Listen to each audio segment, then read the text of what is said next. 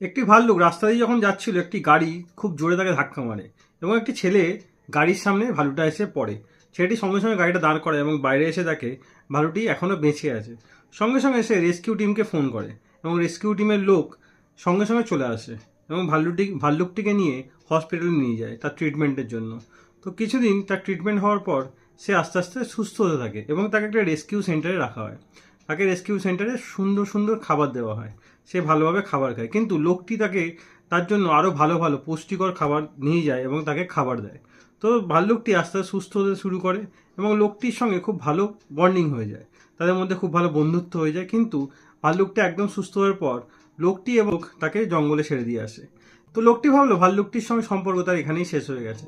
কিন্তু মাস ছয়েক পর ভাল্লুকটি আবার দেখতে পায় লোকটি নিজের বাড়ির সামনে শুধু ভাল্লুকটিকে না, তার বাচ্চাদের সে সঙ্গে নিয়ে এসছে এবং তার বাচ্চারা এবং ভাল্লুকটি তার বাড়ির আশেপাশেই রোজ দেখা যায়।